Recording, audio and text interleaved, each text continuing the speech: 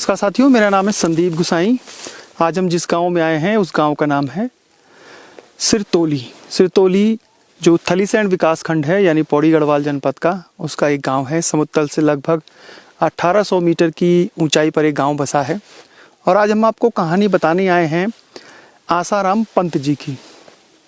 खंड विकास अधिकारी की पद से रिटायर होने के बाद उन्होंने देहरादून दिल्ली जाना उचित नहीं समझा, बल्कि अपने ही गांव में उन्होंने जो अपना पुश्तैनी ज़मीन थी उस पर उन्होंने एक खूबसूरत ये कीवी का बगीचा तैयार किया है। और भविष्य में ये सिर्फ बगीचा न सिर्फ जो बागवानी और सेब के लिए प्रसिद्ध होगा, बल्कि यहाँ पर पर्यटन गतिविधियाँ भी बढ़ाने का उनका संकल्प है। एक सपना ताकि इस पूरे इलाके में पर्यटन के साथ साथ लोग बागवानी से भी जुड़ सकें। तो चलते हैं उनके बगीचे और उनकी पूरी कहानी के बारे में, साथ ही जानेंगे सिरतोली गांव के बारे में।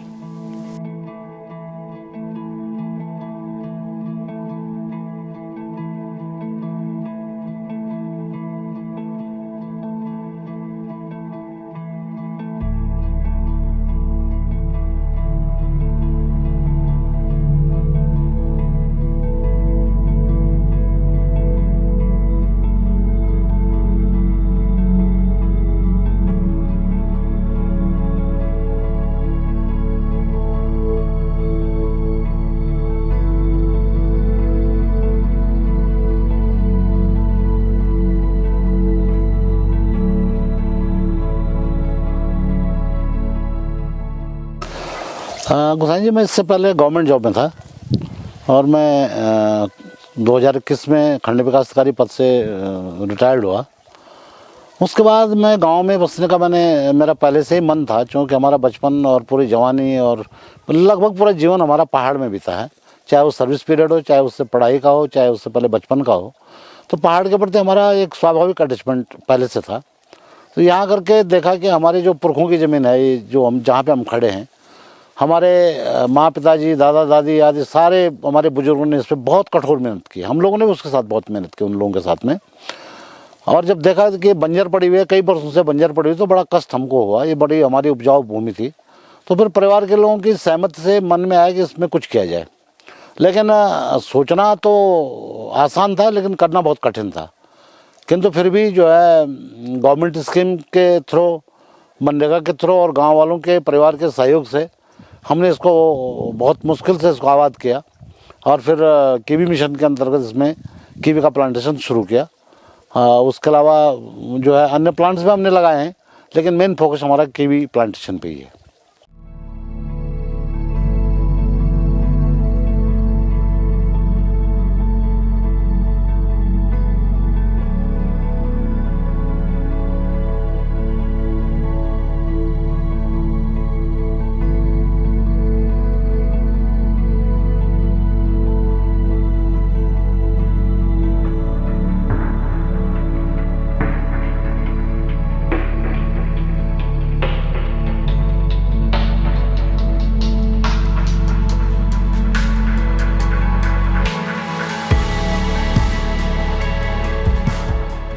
यहाँ पे हमने 1 यूनिट पूरी कीवी लगाई है। लगभग 160 पेड़ इसमें कीवी के हैं और 2 अलग अलग फाइनेंशियल ईयर में हमने इसको लगाया है।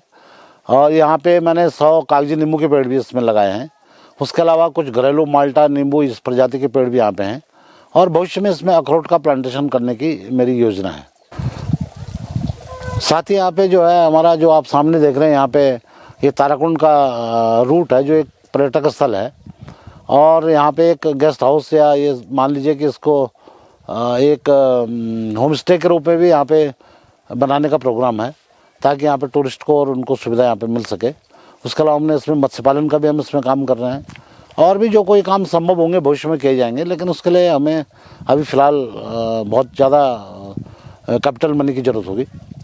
तो उसके लिए देख रहे हैं कि गवर्नमेंट से कोई मदद मिले या कहीं अन्य सोर्स से, क्योंकि हम तो अपना पूरा इस पर इन्वेस्ट कर चुके हैं जो हमारे पास था।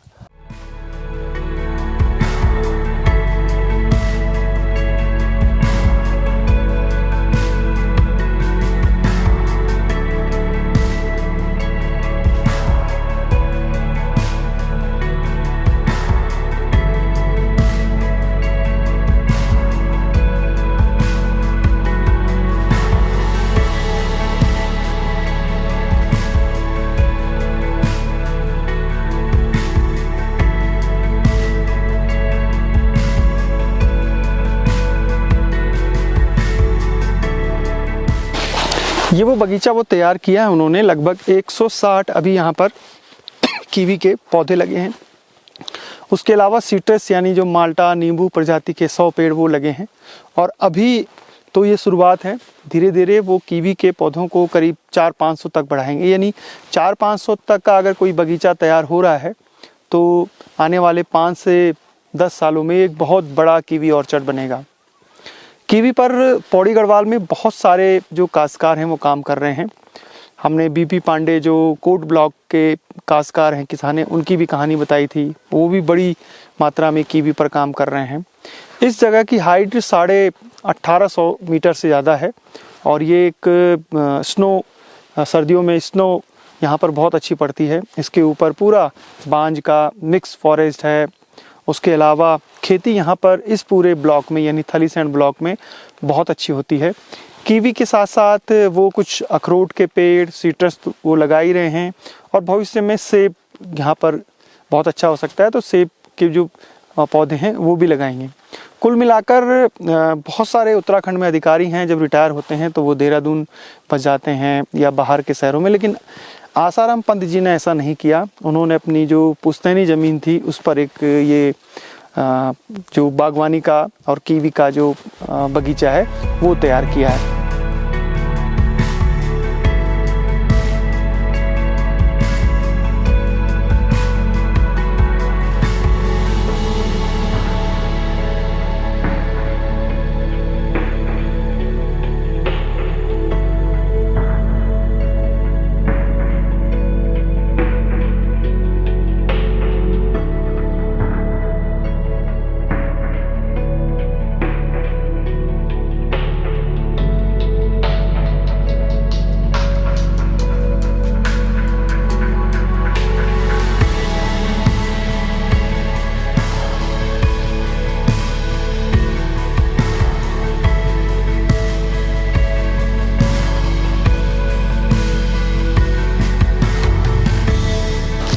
गोसाई जी, गांव की स्थिति तो आपने स्वयं भी थोड़ा अवलोकित कर ली होगी। यहाँ पे सुविधाएं तो हैं, वो प्राकृतिक सुविधाएं हैं। सरकार द्वारा अभी तक कोई इस प्रकार की सुविधा यहाँ पे मुहैया नहीं कराई गई है। इस गांव में अभी वर्तमान में लगभग 65 परिवार निवास करते हैं और सारे लोग अपने कृषि और पशुपालन पे ही आश्रित हैं। कुछ लोग गवर्नमेंट जॉब में, फौज में या कहीं बाहर रहते हैं। लेकिन सरकार की तरफ से जो सुविधाएं यहाँ पे मिल रही, सड़क का आप देख लीजिए मुख्य हाल क्या हाल है सड़क का, बहुत बुरी स्थिति है। यहाँ पे 108 नहीं आ पाती है। यहाँ पे कोई एम्बुलेंस जो स्वास्थ्य संबंधी होते हैं, मोबाइल वैन जैसे हंस फाउंडेशन की वैन दूसरे गाँव तक आती है, यहाँ पे नहीं आती है क्योंकि सड़क का बहुत बुरा हाल है। यहाँ पे गैस डिलीवरी नहीं है। गैस के लिए लोगों को पैठानी बाज़ार यहाँ से सिलेंडर सर पर रख के जाना पड़ता है या गाड़ियाँ बुक करके जाना पड़ता है। यहाँ पे हेल्थ का कोई इस प्रकार का सुविधा केंद्र यहाँ पे नहीं है। ये गांव दरअसल में 2020-21 में माननीय सांसद तीरथ सिंह राव जी ने गोद लिया था और उस समय इसकी परिकल्पना की गई थी। यहाँ पे डीएम साहब आए थे, सीडो साहब आए थे, 2-2 बार पूरे जिला स्तरीय अधिकारियों का विजिट हुआ था।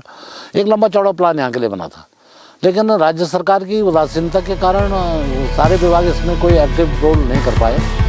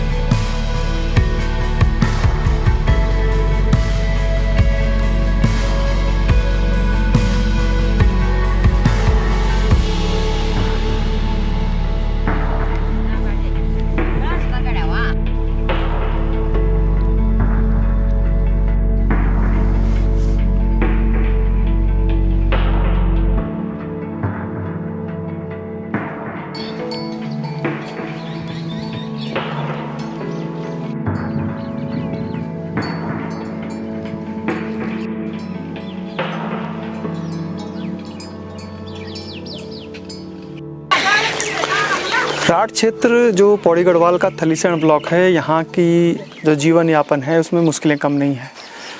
संघर्षों के बीच इस इलाके के लोगों ने खेती नहीं छोड़ी है। हालांकि पलायन ज़रूर हो रहा है, क्योंकि सरकारी नौकरियों में जब या प्राइवेट नौकरियों में यहाँ से लोग जा रहे हैं, लेकिन फिर भी पूरे पौड़ी गढ़वाल में जितने भी 15 ब्लॉक हैं उनमें सबसे ज़्यादा अगर खेतीबाड़ी हो रही है तो वो है इस थलीसैंण ब्लॉक में।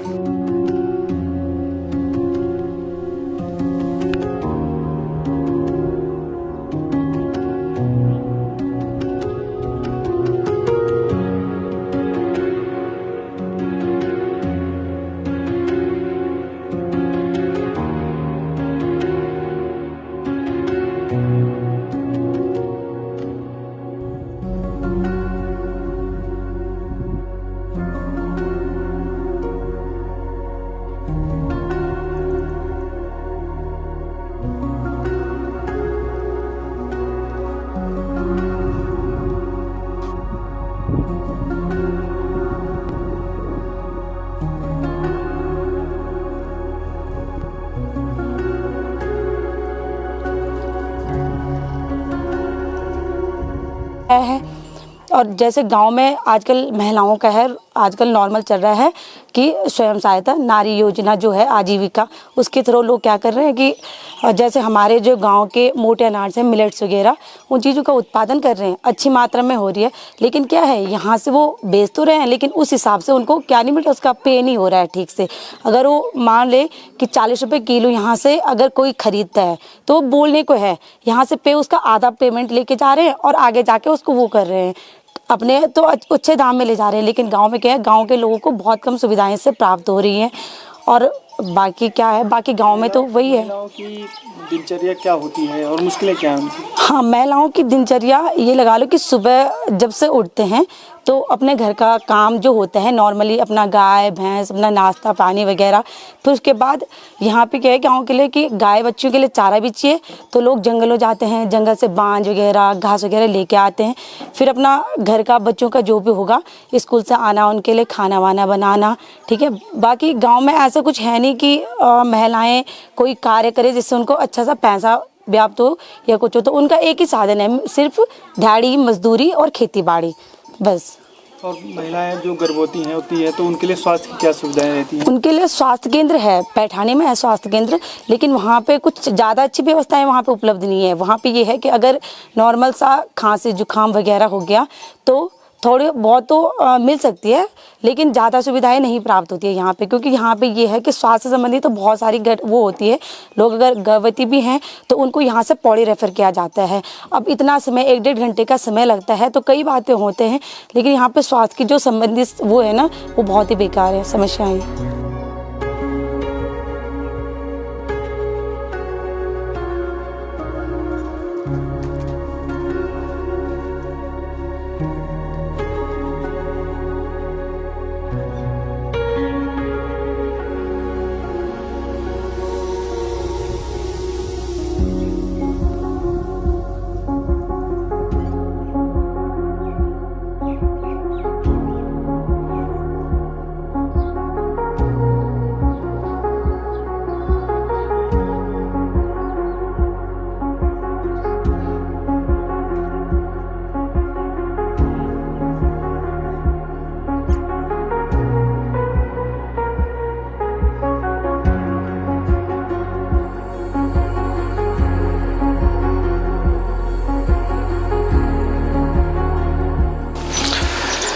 सिरतोली गांव से अब चलने का समय हो गया है।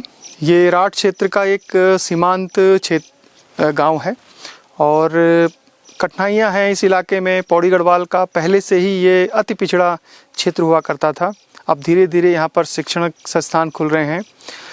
तमाम मुश्किलों के बावजूद भी इस इलाके के लोगों ने अपनी परंपरागत खेती नहीं छोड़ी है। हालांकि पलायन हो तो रहा है, लेकिन अब यहाँ के लोग जो कैश क्रॉप है उसकी तरफ भी बढ़ रहे हैं। दुर्गम क्षेत्र होने के कारण और 3 जो डिस्ट्रिक्ट हैं, चमोली, अल्मोड़ा, रुद्रचार डिस्ट्रिक्ट अल्मोड़ा और पौड़ी का ये सीमांत क्षेत्र है। और इस इलाके में जब आप पहुँचते हैं तो आपको दिखता है कि यहाँ पर खेती अभी भी आबाद है। भविष्य में अगर सरकार इन इलाकों में और ध्यान देती है, परंपरागत फसलों के अलावा अगर कैश क्रॉप को और बढ़ाती है और लोग मेहनत भी करें, तो इस इलाके में खुशहाली यूं ही बनी रहेगी। फ़िलहाल आसाराम पंत जी की जो मेहनत है उसको सराहिए, उनको हौसला दीजिए कि भविष्य में वो एक बड़ा बगीचा तैयार कर सकें। फिलहाल संदीप गुसाई को इजाज़त दीजिए। सफ़र आगे भी पौड़ी गढ़वाल की सीरीज़ जारी रहेगी। जय नंदा, जय हिमाल।